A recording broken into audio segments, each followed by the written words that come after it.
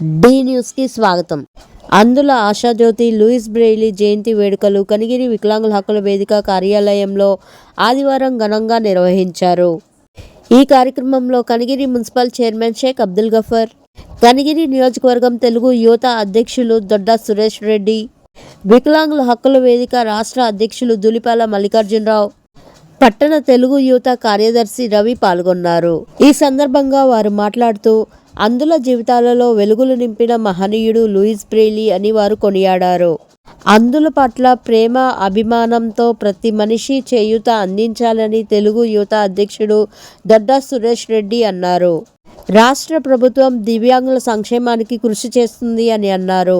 కనిగిరి శాసనసభ్యులు సహకారంతో సేవా కార్యక్రమాలు నిర్వహిస్తామని ఆయన అన్నారు.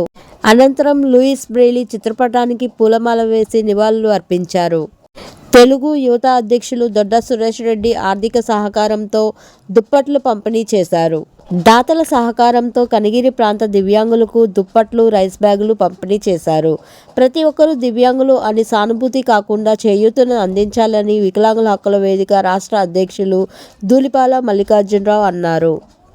ఈ కార్యక్రమంలో కనిగిరి నియోజకవర్గం వికలాంగుల హక్కుల వేదిక అధ్యక్షుడు వేగినేటి వెంకట సుబ్బారెడ్డి మాట్లాడుతూ కనిగిరి శాసనసభ్యులు డాక్టర్ ముక్కు ఉగ్ర నరసింహారెడ్డి సహకారంతో దివ్యాంగుల సమస్యలు పరిష్కరిస్తామని ఆయన అన్నారు.